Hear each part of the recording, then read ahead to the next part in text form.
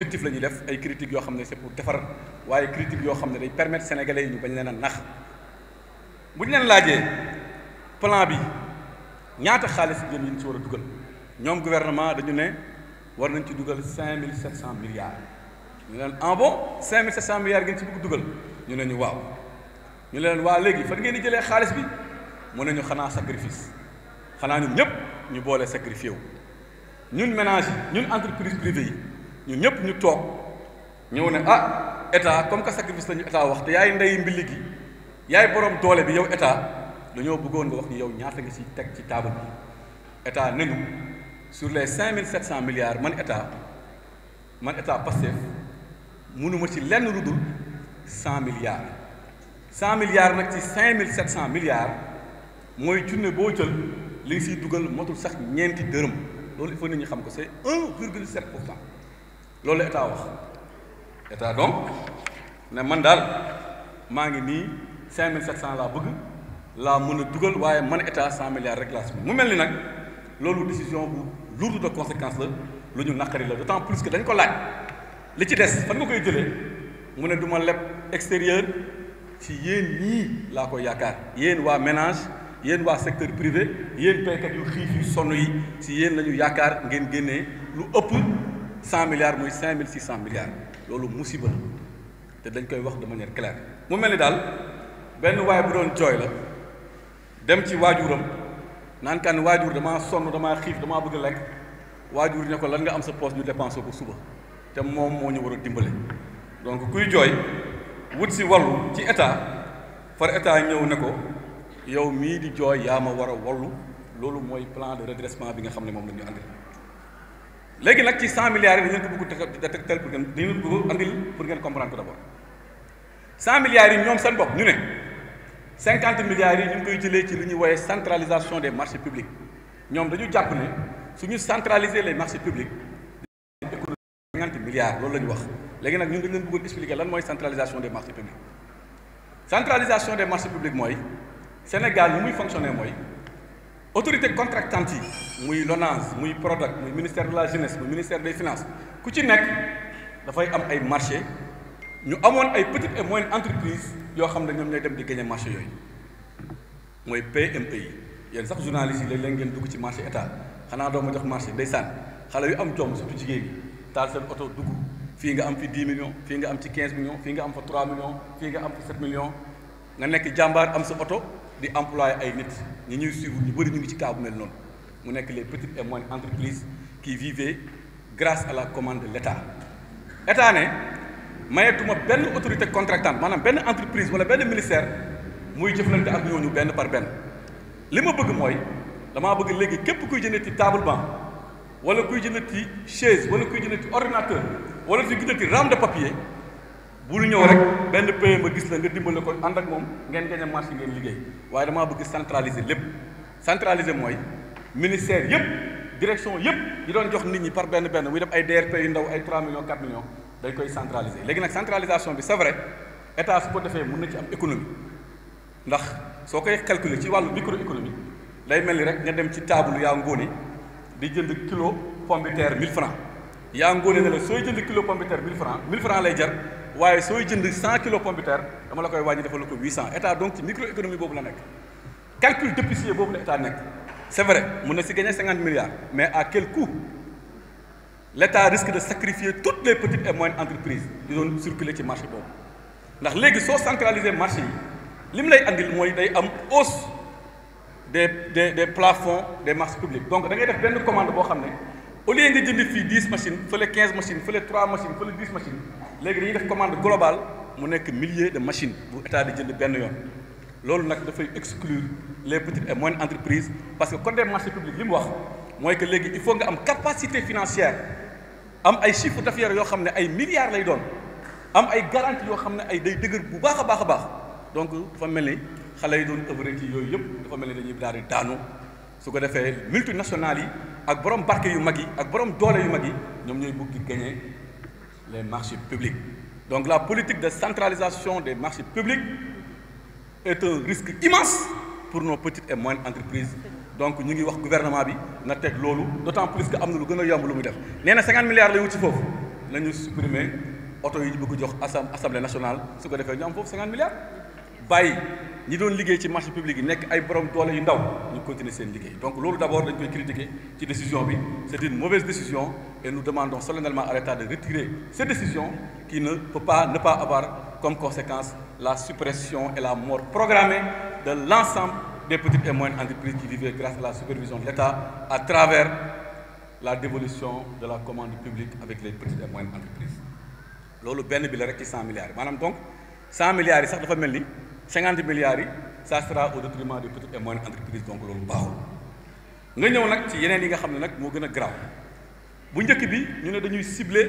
les subventions pour en fin de compte diminuer la subvention loolu ñëpp d'accord nañ ne dafay am conséquence ci njëg yi ndax subvention boo ko supprimer rek njëg yi day gën a yokku day gën a métti ci askan bi donc ménage yi ñoom ñooy sonn borom kër yi ñooy bëgg di sonn balaa maa dee nag ñu ne waaw non dañuy def ciblage parce que il n'est pas question ñi nga xam ne ñu am doole ñoom ñu ñëw di leen subventionné Sénégal yi si kiim dafa lakkandoo ñëpp a néew doole ñëpp a sonn et puis beneen bi mooy politique de ciblage soo ko bëggee def ça sera très difficile à mettre en œuvre ndax bitig yi benn bitig lañ fu ñuy jaayee fenn la fu ñuy jëndee fenn la donc nan la ñuy def ba Moodu su demee ñoom ñu constaté ne Moodu am na xaalis donc dañ koy jaayee gaz 5000 wala 10 000 alors que Fatou bi ñu ne fa néew doole su demee dañ koy jaayee 3000 bu ñu laajee état bi ne ko loolu ça sera très difficile à faire mu andil ñu beneen programme bu gën a garaawati mooy maanaam ciblage ba pare ñu teg ci ne ciblage bi mooy da ngeen di jëndee au prix du marché non subventionné suñu paree ñu ciblé ci yéen ñi nga xam ne dañ leen di verser chaque année xaalis wala chaque mois lu ñuy woowee cash transfert loolu nag économistes yu mag yi dañu ne loolu c'est pas totalement et toujours une très bonne idée ndax koo ñëw nekk ci àll bi doon jëndee gaz 3000 wala 4000 tey nga ne ko léegi 6000 wala 7000 wala 10 000 la koy jëndee waaye maa ngi lay dig ne weer bu jot dinaa la verser 20 000 francs wala 30 000 francs économistes yi dañu ne kooku du ko jëndee mukk gaz day dellu ci matt bi ba pare su ko jotee mu dem jëndee ko ceeb boo xam ne du ñàkk ceeb importé lay nekk donc dafay changer les habitudes de consommation loolu ci wàllu économie la ñu ngi leen di invité à un débat foofu suñu ñëwee ak ñun di waxtaan ak ñoom dinañ leen wan lan mooy inconvénient wu mesure yooyu beneen bi nga xam ne wax nañ ko mooy remise en cause des exonérations fiscales maanaam exonération fiscale yi dañ koy xoolaat bàyyi ci lu bëri foofu nag dama leen doon bëgg ñu taxaw ci seetlu ndax ñoom dégg nañ seen communicant yi te loolu yàgg nañ ko wax depuis opposition ñu ngi koy wax li ñu doon wax temps opposition ñoom bu ñu nekkee opposition mooy président Macky Sall dafay baal l'impôt les multinationales étrangères ñoom loolu la ñuy wax loolu du dëgg dañ koy démontrer tey mathématiquement ngeen comprendre ko soo leen laajee ñu ne waaw dañuy xoolaat exonération fiscale yi loolu mën nañ ci gagner 900 milliards ndax rapport 2021 bi dafa war a ne exonération fiscale yi 900 milliards la donc loolu suñ ko bàyyee day mel ni 900 milliards booy ñëw duggaat ci kafa ga réew mi ndax loolu mooy xaalis bi président Macky Sall si ñoom lu ñu wax moom mooy xaalis président Macky Sall doon baal multinationales étrangères yi loolu du dëgg te dama leen koy démontrer tey soo demee internet ngeen tapé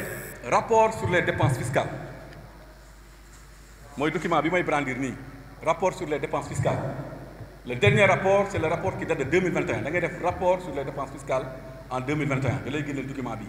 document bi mooy tracé lépp lu fi président Macky Sall baale woon en termes d'exonération fiscale benn partie bi parce que man dama sax globalisé waxuma rek exonération j'ai parlé de dépenses fiscales qui englobe non seulement les exonérations fiscales mais bépp baale bu état mos a baale mu ngi ci document bii c'est un document public de l'état du Sénégal ñoom ci loolu la ñu sukkandiku pour ne dañuy remettre en cause des exonérations fiscales loolu nag suma xarit Amidou Anne def na ci keroog benn conférence bu am solo dañuy wax ne exonération fiscale saa yu ñu ko déggee soit dafa nekk exonération boo xam ne dañuy woowee régime dérogatoire mooy lan ki ñu jàmbul mooy régime yoo xam ne code des investissements wala code des mines wala code général des impôts moo ko mettre en place te xam-xam moo tax mu mettre ko en place loolu mooy lan Sénégal bëgg na fu mel ni Casamance nit ña investir fa emploi am fa croissance am fa développement am fa Sénégal bëgg na dëkk bu mel ni Caajaay nga xam ne tey ñu bëri ñuy investir peut-être duñu dem foofu ma tooñaale ma monsieur le ministre bëgg nañu ñu fay investir ak fu mel ni Tamba donc état bi day def ay tarifs préférentiels mun naa ko tuddee noonu pour que yow ñu motiver la nga dem foofu nga investir loolu la ñuy woowee régime dérogatoire état bi dafa bëgg secteur agriculture wala secteur des mines nit ñi investir fa pour Sénégal mën a dox pour économie mën a équilibré loolu la ñuy woowee régime délégatoire c'est des lois de la République ñu ne képp kuy investir fii soo ñëwee dañ lay baal impôt.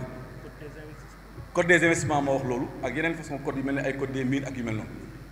léegi nag soo exploité document bi soo jëlee kaaw régime dérogatoire yi nga xam ne dañ leen di baal simplement parce que dafa am logique économique de création d'emploi et de création de richesse 531 milliards la ñu baale ci 2021 dama leen di expliquer 800 milliards yi fa mu nekk 531 milliards yi nag lu ci ëpp c'est des entreprises privées mais logique bi nekk derrière c'est pas une logique fiscale c'est pas une logique de recouvrement de recettes mais c'est une logique économique ñooñu soo leen bàyyiwul ñu ñëw nga baal leen impôt du ñu investir Tamba Dakar la ñuy toog investir ñooñu soo leen baalul impôt du ñu investir Sénégal dañuy dem Togo wala ñu dem Côte d'Ivoire foofu la ñuy investir donc tey soo waxee nga ne da ngay remettre en cause des exonérations fiscales ñun suñu laaj mooy suñu sukkandikoo seen document dañ leen bëgg poser benn question est-ce que vous allez remettre en cause le code des investissements ak lépp lu mu am ci conséquences positives pour notre économie beneen bi ñu ne dañuy baale impôt lu tax en dehors des régimes dérogatoires il y a ce qu'on appelle le régime des droits communs maanaam ñi war a fay ñu baal leen donc wax naa la sànq ne la amul benn multinational buy ñëw Sénégal fii Sénégal baal ko ci teyu bakkenam wala Sénégal baal ko ndax politique wala pour jàppale ndax xeeb sa économie déedéet dañ lay baal pour développer suñu économie donc remettre en cause des exonérations fiscales c'est remettre en cause l'investissement productif dans les secteurs productifs mais aussi dans certaines zones comme le monde rural wala dans certains secteurs comme l'agriculture et puis d'ailleurs